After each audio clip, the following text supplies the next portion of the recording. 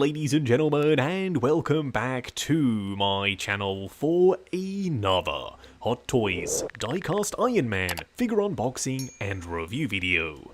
Now today, we are taking a look at the Toy Fair exclusive Avengers Endgame Mark 85 holographic version.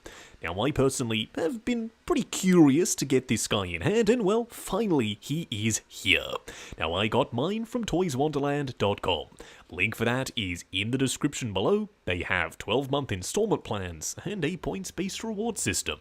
While you're down in the description, why not hit that subscribe, bell notification icon, and join button for more info on Justin's collection plus the channel membership. As for the box art, it's simple, yet I really like it. Up top, the Hot Toys exclusive foil sticker, the arc reactor front and center, then Mark 85 holographic version down below.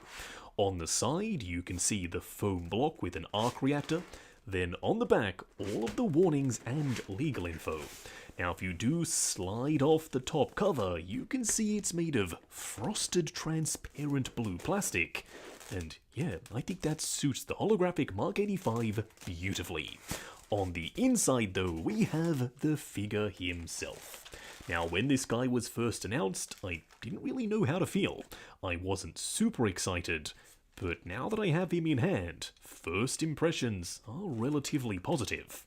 What we are going to do now though is get all of his accessories laid out in the light box and take a closer look at everything he comes with. Here we have all the parts and pieces. Starting off with the display base first, it's done in the hexagonal style. You've got Iron Man Mark 85 holographic version up the front, Avengers Endgame up top, then a bunch of glossy hexagons on this blue background on the top surface here.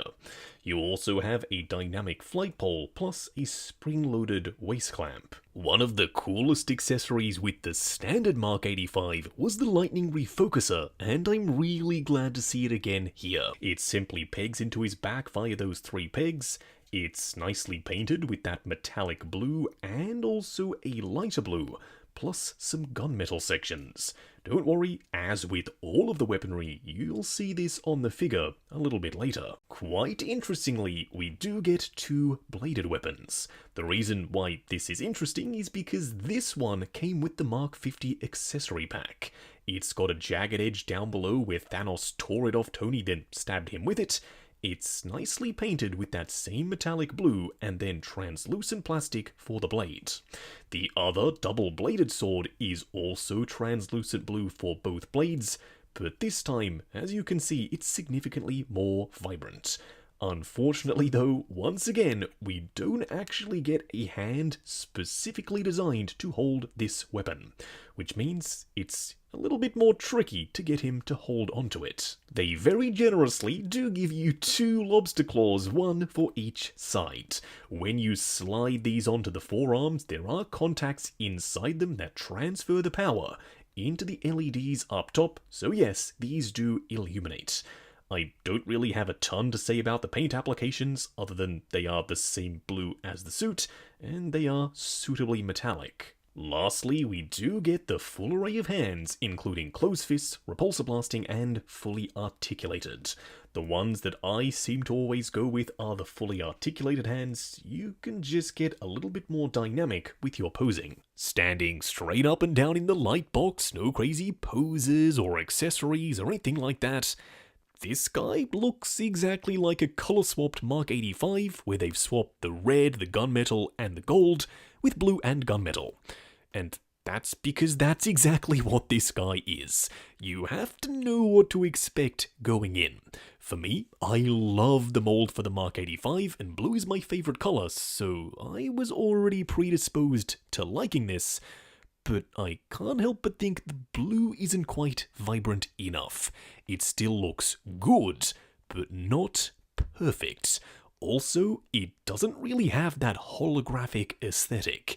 You've got a couple of clear panels, but shouldn't the entire thing be clear if this is supposed to be a holographic suit? Maybe I'm just thinking about the whole thing wrong, but weigh in down below. Here we have him up close and personal. and I still don't get the whole holographic thing. Now, you do have a couple of sections of translucent plastic, but other than that, he's fully painted from head to toe. Speaking of head, the head sculpt looked good with the standard Mark 85, and it looks great here. I like the classic inspired V at the top of the helmet. I love the gunmetal / silver accent pieces and the blue with the metallic flake. Yeah, it all comes together really nicely. I also have the eyes fully illuminated. Now, if they were going to make anything else out of this transparent plastic, I would have thought the faceplate would have been a really good option.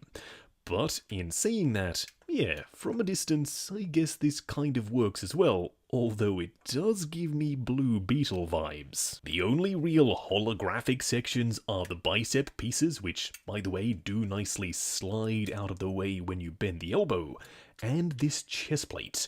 It's done in this frosted blue plastic with these accent panel lines, and underneath you have this fully sculpted and painted detail section done in gunmetal. Now, all of the accent pieces all over the entire suit are gunmetal, so that makes perfect sense. You also have multiple mini arc reactors as well as the main one, and when you have the LEDs turned on, the detail looks awesome. It's not just a flat section without any detail work, there's a lot to look at in the center. Now, around the back, he still has the removable panel for the lightning refocuser, which snaps in nice and securely, and it looks awesome. I didn't love the blue at first, I thought it didn't stand out enough. But having the lightning refocuser on his back, yeah, it's absolutely going to help this guy stand out in the display. Now, you also have the swap out lobster claws for the forearms. Slowly but surely, we're fully weaponizing the Mark 85, and yeah, the lobster claws look great here as well. In my display, I didn't know where this guy was going to go, but now with the refocuser and the lobster claws, it's starting to look like a very unique suit of armor. Coming down to the legs, this is still the Mark 85, so they're super sleek, but there's a lot to look at here. It's deceivingly simple. There are panel lines and curves, they look natural, they kind of mimic human musculature, and I really like it. The blue against the grey is still striking, but not overly so. And down here at the ankles, you do have a surprising amount of articulation with a bunch of hidden moving panels. Now for a quick side-by-side comparison, here's the regular Mark 85, and my word, he looks so much better in gold and red. I'm okay with the blue, it's not as vibrant as I would have liked, as I've said a bunch of times, but the classic Iron Man colors work so well here. If you're sitting here right now thinking, I wonder which one I should get, don't think that. Go for the classic, the standard look, it just, in my opinion, works way better. Just going over articulation. Now bear in mind, this is my personal copy of the figure, so I'm going to be a little bit more careful. I'm sure when you get yours in hand, you can push the joints slightly further than I am willing to go. Now starting off with the helmet, it is on a ball joint and a hinge. Looking forward and back, swivel and pivot side to side. Now the arms can be extended out for a little bit more range, going up to there, going forward and back, and of course a butterfly joint at the shoulder that also hinges up and down.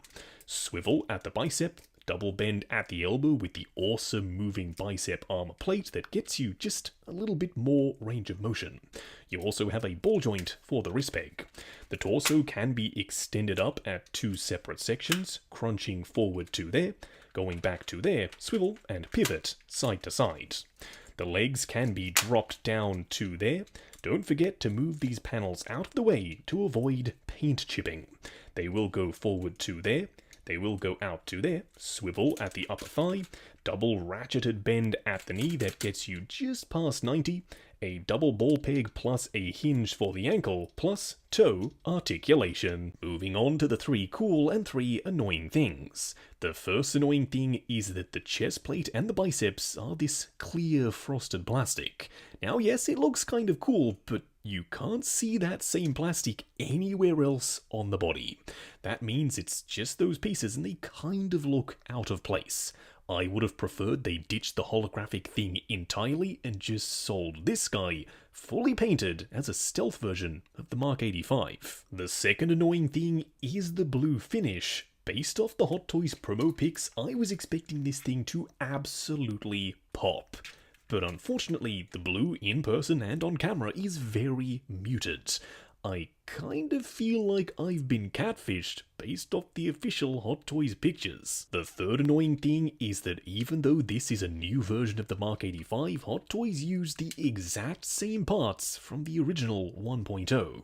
We don't have any fixes for the gaps at the thighs, and the shoulder pads sit in the exact same way.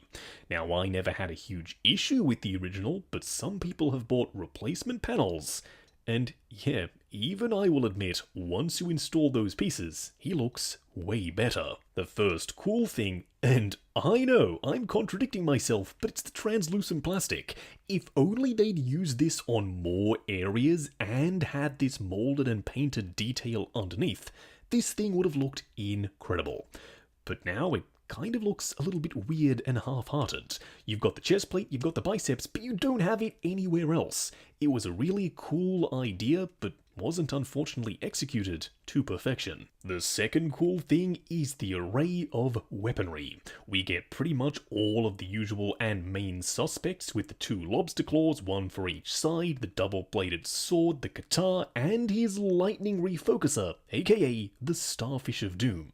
This being a Toy Fair exclusive, they could have very easily cheaped out because, you know, people will buy it anyway.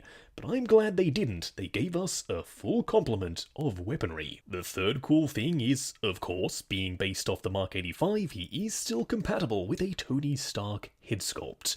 Now, unfortunately, we don't get the correct swap-out neck collar piece, but I still think this works. His neck looks slightly long, but having this head sculpt on a blue Iron Man suit, it's something unique. It's definitely going to stand out in the collection. Wrapping up on the Hot Toys Toy Fair exclusive holographic Mark 85. The reason I said it like that is because he's not really all that holographic. He's got 3 translucent panels if you don't count the swap out pieces, and for me, that's not enough. This guy is just a color swapped version of the Mark 85. If he wasn't a Toy Fair exclusive, I don't reckon anyone would really be rushing to pick him up. He isn't essential. In fact, I don't even really know where I'm going to put this figure. Maybe in storage with all of the other weird, wacky variants like Neon Tech and Holographic Mark IV. It just doesn't really float my boat. The blue, I thought was going to be way more vibrant. Thanks Hot Toys for photoshopping your promo pics to oblivion. You upped the saturation and it looked way better there than it does in person. It's still not atrocious, but you just have to know that it's going to look like this, a lot more muted. The Mark 85 mold is still incredible though. The articulation is really good. You've got the lightning refocuser, the little lobster claw pieces, and both blades. This guy is stacked. I'm really glad they gave him all that weaponry, because without it, this guy is a pretty tough sell, at least in my opinion. Now, I got mine from toyswonderland.com. Link for that is in the description below. They have 12-month installment plans and a points-based reward system. While you're down there, why not hit that subscribe and bell notification icon plus join button for more info on Justin's Collection Plus, if you like the sound of seeing your name in the end credits of my reviews. Like, comment, and subscribe, and we'll catch you in the next video.